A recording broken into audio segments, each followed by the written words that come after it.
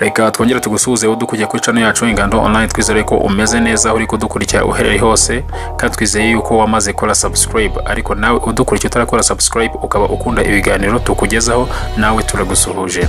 Muri aka kanya dukomeje rwa rugendo rwacu twatangiye rwo gusobanura ubusobanuro bw'inzozi butandukanye. Muri aka kanya tugiye gusobanura ubusobanuro bwo kurota ubona umusozi mu nzozi. Buri wese mu buzima agira ibimugora, ibimunaniza bikamubera nk'umutwaro uremereye, ariko nanone buri wese agira uburyo bwihariye bwo gushaka uburyo akemuramo ibyo bibazo byose aterwa n'ibyo biba bimuberemereye bikamubera umutwaro. Umusozi mu nzozi ugaragaza gukora cyane, gutsinda cyangwa se kunesha ibigeragezo, kuzamura imyumvire, kandi nanone umusozi mu nzozi ugaragaza indwara, amadeni ndetse n'ibindi byose bikurushya kandi uba ugomba gushaka uburyo ubikemuramo. Kurota uzamuka umusozi bigushira ko ufite imbaraga zo guhangana n'uburyo bwo gukemura ibi byose twavuze biterwa n'ibibazo byose uba ufite, kandi igisubizo uzabona nyuma y'uko guhangana kigaragazwa n'uburyo witwaye cyangwa se uko byakugendekeye igihe warotaga uzamuka umusozi. Ubushakashatsi buvuga yuko abantu bakunze kurota bazamuka umusozi ari abantu badatinya gufata risk, ndetse n'abantu bakunda gushyiraho intego zihambaye z'ibyo bashaka kugeraho. Reka noneho turebe uburyo butandukanye ushobora kurotamo uzamuka umusozi ndetse n'icyo byabisobanura.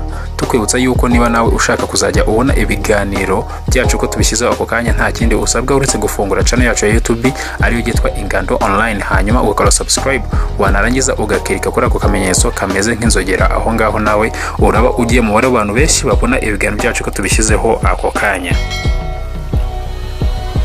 Mu buryo tugiye kubagezaho, uburyo bwa mbere ushobora kurota uzamukamo umusozi ni ukurota ubona uzamuka umusozi, ukawuzamuka ukajya ku gasongero kawo hejuru cyane ariko bikugoye. Mbese ukagerayo byakugoye, byakunanije cyane, kandi wahuye n'impanuka nyinshi zitandukanye.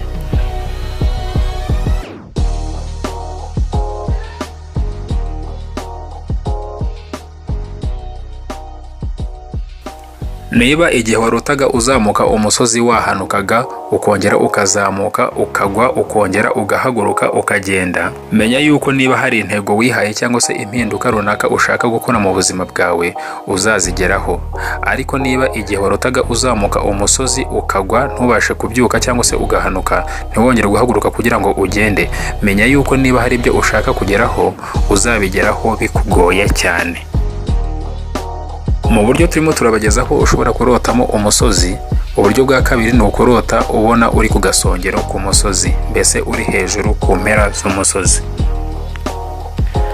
Izi nzozi zo kurota uri kwibona uri ku gasongero k'umusozi zisobanura yuko wamaze kugera ku ntsinzi ndetse n'intego z'ibyo wari wiyariyemeje wamaze kuzigeraho. Izi nzozi nanone kandi zikugaragariza yuko uri umunyembaraga, uri umunyamurava, kandi udatinya kugera ku ntsinzi, ngo n'ingorane ntizishobora kukubuza kugera ku byo wariyemeje kugeraho.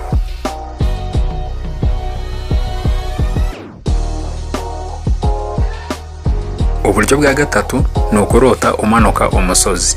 Iyo urose ubona umanuka umusozi ni ikimenyetso cy'uko hari ibintu bitagenda neza, mbese ni ukuvuga hari ibintu mu buzima bwawe byagenze mu buryo bitakagombye kuba byagakwiye kuba bigendamo.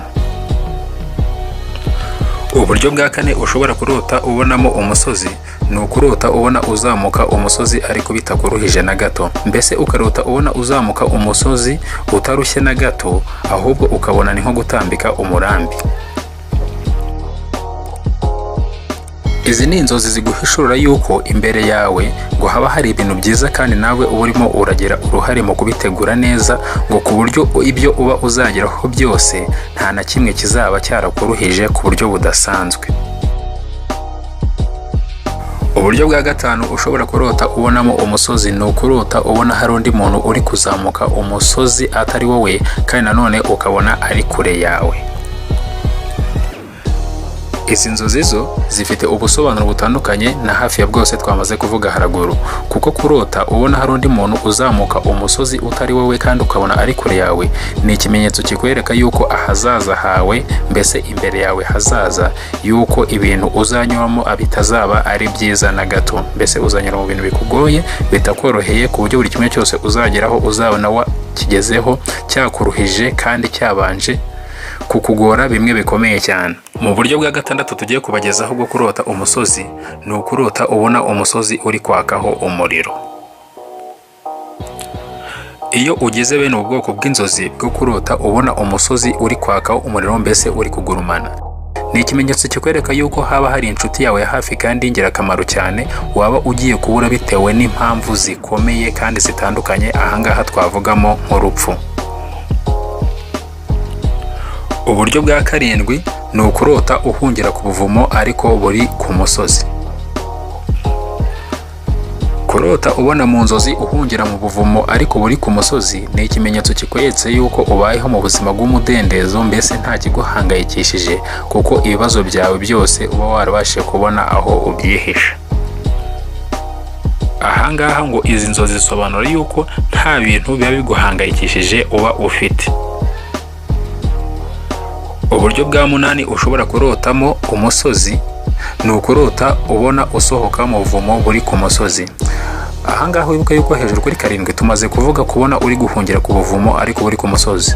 None ukurota ubona usohoka muri bwa buvumo buri ku musozi ngo ni ikimenyetso kikwereka yuko waba ugiye guhura n'indwara zitandukanye. Uburyo bwa cyenda ushobora kurota ubonamo umusozi ni ukurota ubona uva mu buvumo buri ku musozi ariko ukagira abandi bantu usigayo. Iki ni ikimenyetso kikwereka yuko ngo haba hari abandi bantu bashaka gutwara umwe mu mutungo waba utunze, mbese ngo bimwe mu byo utunze biba biri mu kaga, kuko hari abantu baba bashaka kugutwara ibintu byawe binyuze mu buriganya. Uburyo bwa cumi ushobora kurota ubonamo umusozi ni ukurota ubona uzengurutswe n'udusozi duto kandi twinshi. Iki ni ikimenyetso cy'uko ufite inshuti nyinshi kandi z'ingirakamaro zikugaragiye. Ngahangaha uba ugomba kuguma guha agaciro inshuti zawe, za zindi ubona yuko zikugaragiye, ngo kuko ngo uba uri kugenda wongera inshuti, ubona wunguka inshuti ku munsi, kandi izi nshuti zose ugenda wunguka nta nshuti n'imwe itazakugira akamaro uba ufitemo. Tukwibutsa yuko iyi ngiyi ni Ingando Online. Niba utarakora subscribe, akanya keza kubikora ni akangaka, kugira ngo nawe ujye mu bantu benshi babona ibiganiro byacu uko tubishyizeho ako kanya. Turagushimiye. Wowe wari uteze amatwi iki kiganiro, turagushimiye. Uretse kudusanga hano kuri YouTube, ushobora kudusanga kuri Instagram ndetse no ku rukuta rwacu rwa Facebook rwitwa Ingando Online. Niba hari igitekerezo ufite, wakinyuza mu mwanya wageneye komenti cyangwa ukakinyuza hamwe muri aho, yaba kuri Facebook cyangwa kuri Instagram. Mwakoze naho ubutaha.